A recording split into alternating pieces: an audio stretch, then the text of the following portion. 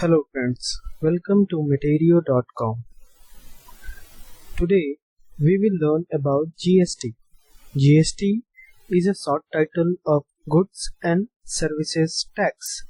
Proposed GST Act is a major step to consolidate various taxes into one tax, that is, one nation, one tax.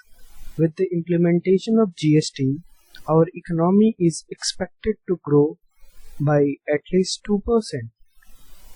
Before going to GST, let's understand why we should pay taxes. Simply to finance our government activities like infrastructure development, education, healthcare facility, national security, external affairs, judicial system, and many more. Currently, our tax system is divided into two parts: direct tax, indirect tax. First of all, we will know about direct tax. Direct tax is paid on the income of a person or a company, like income tax, corporation tax. Direct tax is levied directly on individual or corporate.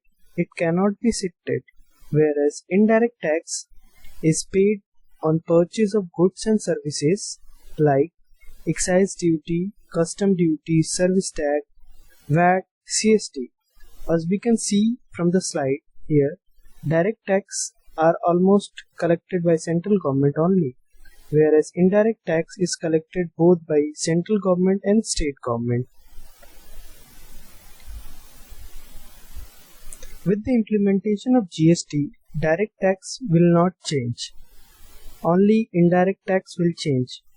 Up to 80% of indirect tax will merge with GST.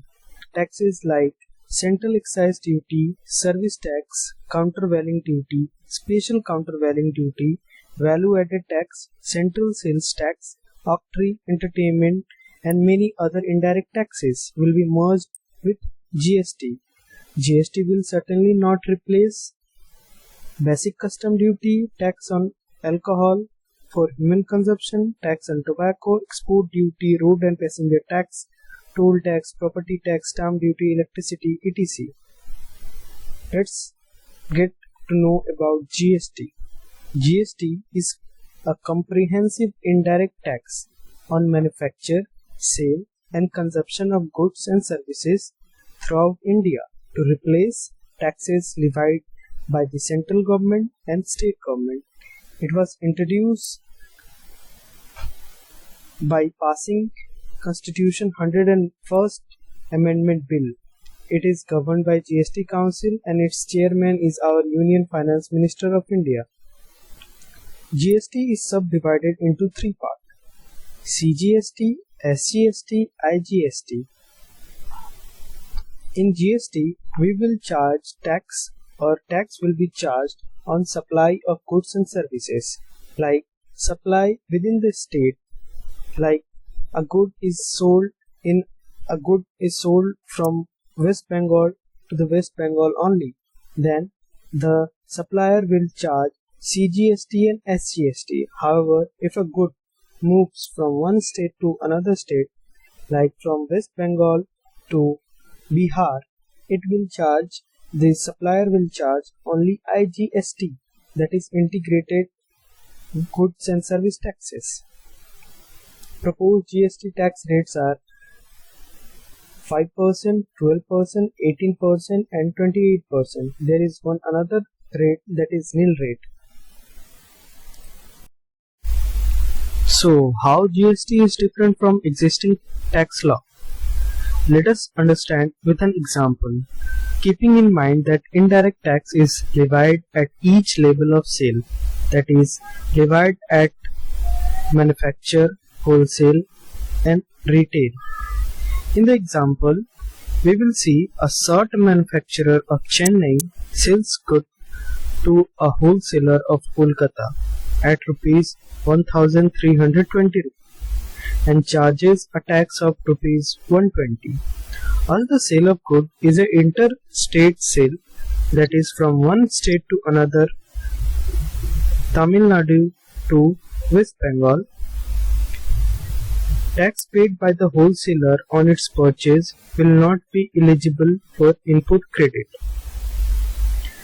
Again, the wholesaler of Kolkata sells the shirt to the retailer of Patna. That is, the sale of goods is here also a interstate sale. From West Bengal to Bihar, the good is being sold at rupees 1540 and the wholesaler charges a tax of rupees 140. In this case also, the purchaser, that is the retailer, will not get any credit of the tax paid by it on the purchase. Finally, the good is sold by the retailer to the end consumer at rupees 1870 and charges a tax of rupees 170. After the implementation of GST, the same transaction will change. The value will change due to the availability of credit of tax paid on purchase. Now, the wholesaler will be eligible to take credit of tax paid on the purchase of good, due to which the cost of sale for the wholesaler will be rupees 1200 only. Due to input credit, selling price will reduce.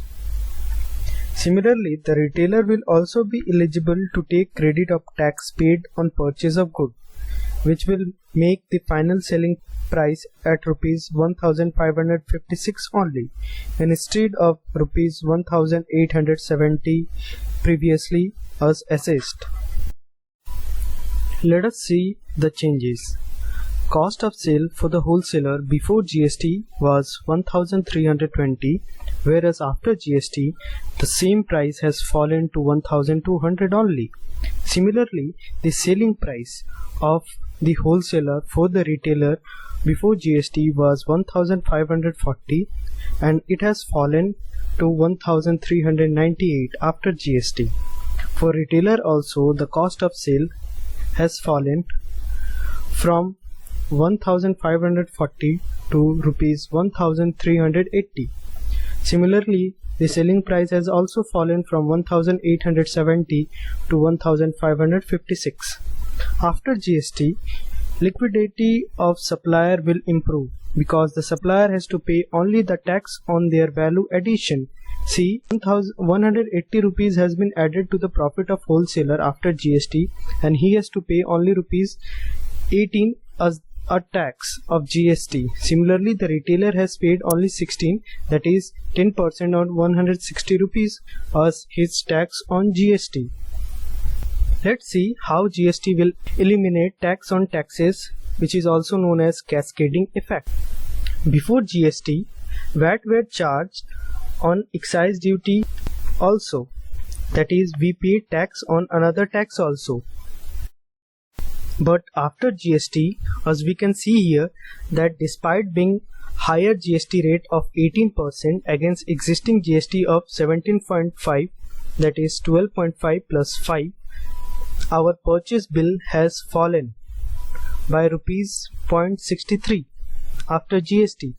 This has happened due to consolidation of VAT and excise into one tax, that is GST tax. There are various other benefits under GST, like movement of good between one state to another will be easier, price of good is expected to go down, increase of liquidity and cash flow as we have discussed, earlier tax compliances will be done, uniformity of tax rate and structure, removal of cascading effect, and harmonization of central and state tax administration, which would reduce the duplication and compliance cost. Thanks for watching. Please like the video and share the information.